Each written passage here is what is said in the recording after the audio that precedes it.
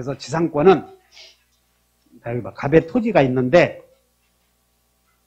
지금 갑이 소유하는 토지에 을이 여기다가 건물이나 또는 여기 터널이야, 터널.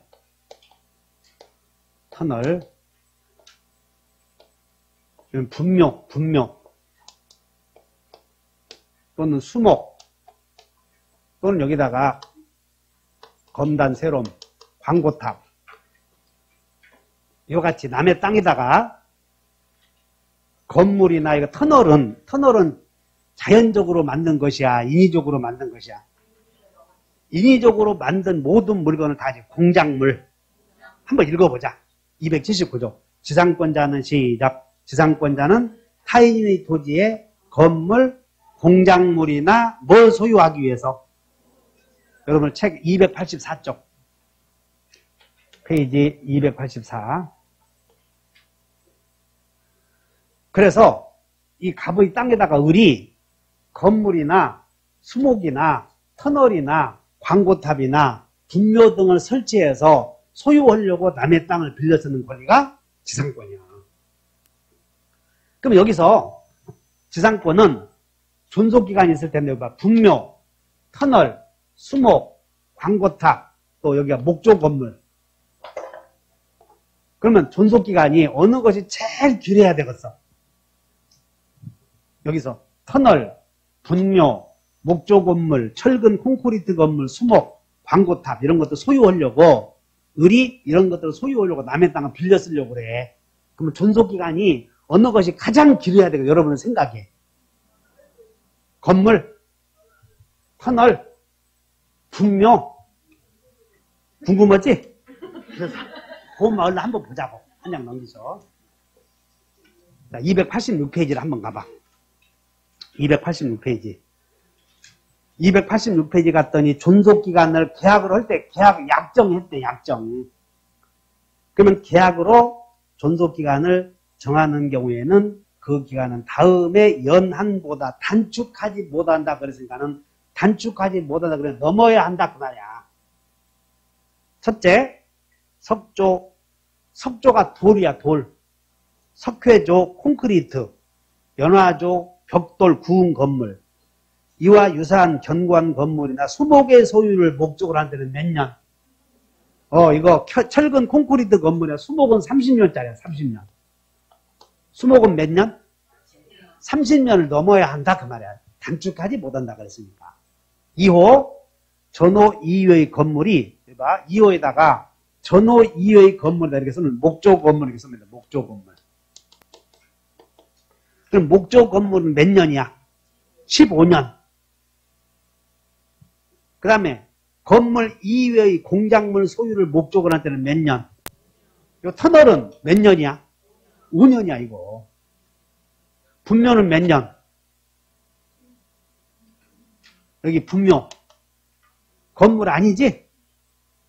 그 목조 건물 아니지? 철근은 나무 아니잖아. 그냥 건물은 공작물 아니야. 몇 년이요? 분묘는 5년을 넘지 못해. 넘어야 돼. 넘어야 한다 이렇게 하시면 돼.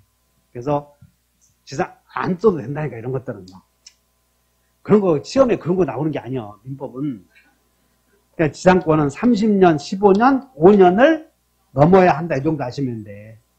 30년, 15년, 5년을 넘지 못한다. 넘어야 한다.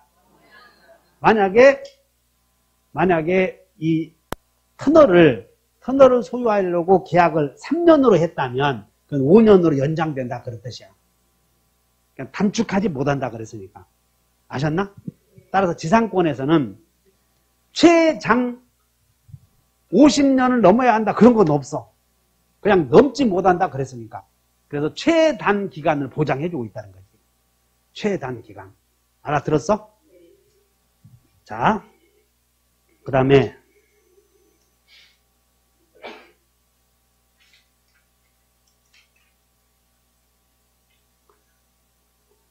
그 287페이지에 지상권의 존속기간을 판례 나오는데 지상권의 존속기간을 그 영구로 동그라미죠. 영구로. 영구 이것은 평생 그런 뜻이야. 갑이 우리에게 야, 너 그 토지 네 살아있는 동안 써도 된다 할 수 있어. 그래서 영구로 설정할 수도 있다 없다. 있다 이렇게 영구로. 지상권의 존속기간을 영구로 정할 수도 있다. 그 다음에 이제 지상권 설정 계약을 할 때는 자, 설정 계약 자,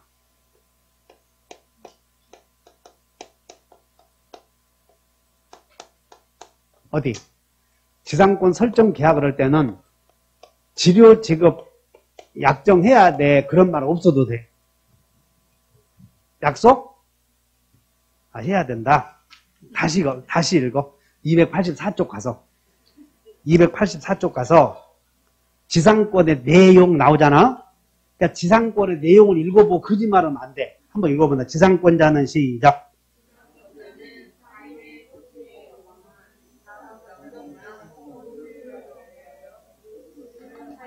근데 거기는 뭐 지료를 지급하고 그런 말 없잖아. 그래서 지상권자는 지료가 요소가 아니다 이런 말을 쓰는 거예요. 나 봐. 지상권에서는 타인의 토지를 빌려 쓰는 대가로서 지료 있거든. 지료는 계약의 요소요 아니요. 안정해도 된다 그 말이야. 안정해도. 이해하셨나? 그래서 그런데 아까 전세권에서는 전세금이 계약의 내용이 돼야 돼 안 돼야 돼? 전세금을 지급하고 했잖아 거기는. 근데 여기는 지료를 지급하고 그런 말이 없으니까 지상권에서는 지료가 요소가 아니다 그런 말이야. 이해하셨어? 그러면 여러분들은 이제 지료를 주기로 하는 경우도 있어 없어요? 그래서 289페이지 289페이지 3번에 지료 지급 의무 나오지? 자, 읽어보면 지료의 지급은 지상권의 요소가 아니다. 그런데 4번에 자, 지금부터 지료 지급 약정 나오지?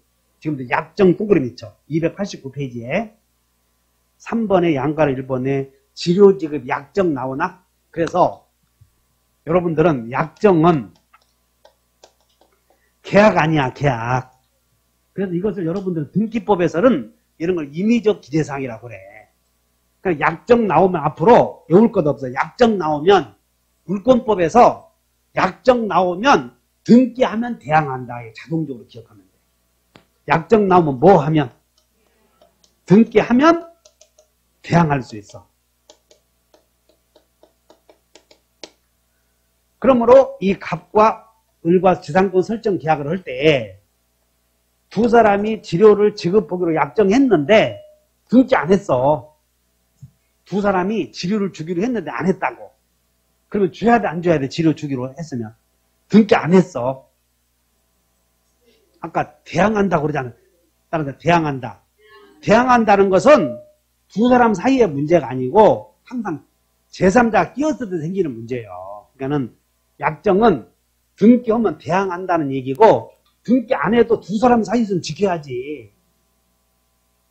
따라서 지료 지급하기로 약정했을 때 등기 안 했어도 너는 약속 지켜야 돼, 안 지켜야 돼? 주기로 했으면 지켜야지. 근데 등기 안 하면 토지를 산 사람 있죠, 요 사람. 요 사람에게는 안 줘도 된다 그 말이야. 등기 안 하면 대항하지 못한다 그런 뜻이야. 이런 것들이. 그냥 지료를 주기로 했다면 등기하면 대항한다. 공통적으로 물권법에서 뭐 약정 나오잖아 이제. 그러면 등기하면 대항한다. 이렇게 기계적으로 알면 돼. 그럼 등기 안 해도 당사자 사이에서는 효력이 생겨 안 생겨? 생기지. 한 장 넘겨. 290페이지에 287조 읽어본다. 지상권자가 몇 년 이상 그거 하나만 외워놓으면 돼. 지상권자가 이 말을 뭐냐면 지료를 주기로 한 거요. 지료를 주기로 했는데 지상권자가 몇 년 안 주었다. 이렇게 지상권자가 1년, 2년, 1년, 1년 안 주면 설정자는 딱 내놓으라 할 수 있어. 2년 안 주면. 근데 이때 우리는 지료나 차임은 거기다 써. 우리 왼쪽 메모해버려. 287조 왼쪽에 287조 왼쪽에다 별표 넣으시고 연체료나 연체 차임은 승계되지 않는 이렇게 써버려. 연체료.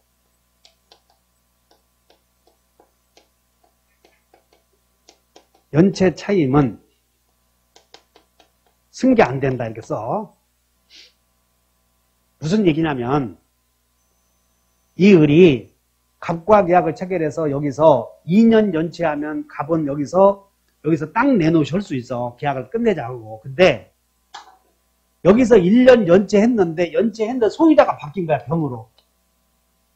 그러면 새로운 소유자를 상대로 또 2년 이하 되겠어. 합해서 2년 이하 되겠어. 이 사람이 원래 소유자에게 1년 연체했어. 그리고 새로운 소유자에게도 하니까 1년 연체했지. 근데 연체료는 새로운 소유자에게 승계 안 되니까 어디서든 연체료는 승계되지 않으므로 새로운 소유자가 원래 소유자에게 연체한 그 연체료가 새로운 소유자에게 승계되지 않으니까 새로운 소유자에 대해서도 2년 이상 연체해야 된다 하시면 돼요. 다시 연체료는 합해서 연체요. 따로따로 계산해야 돼. 따로따로 계산한다 그렇게 하시면 돼. 판례 보시면 그 1번에 동그라미 하나 지료지급 연체 나오지? 그 동그라미 1번에 두 번째 줄. 그 조문 밑에 양가로 3번에 동그라미 1번에 1번 봤던 지상권자가 2년 이상 지료를 연체한 때에는 설정자는 지상권 소멸을 청구할 수 있다. 딱 내놓으실 수 있어. 근데 지료지급 연체 나오잖아. 연체가 토지 소유권 양도 전후에 걸쳐서 이루어졌다면 양수인에 대한 연체 기간이 2년이 되지 않았다면 양수인은 나가시할 수 없다면 토지를 산 사람에 대해서도 2년이어야 된다. 다시 연체료는 승계돼, 승계 안 돼. 이렇게 이해해 놓으면 돼. 그러면 연체료가 승계되는 동안 소유자가 변동이 생겼어도 새로운 소유자를 상대로 해서도 2년 이상 연체해야만 나가시할 수 있다 이거야. 이렇게 아시겠냐고?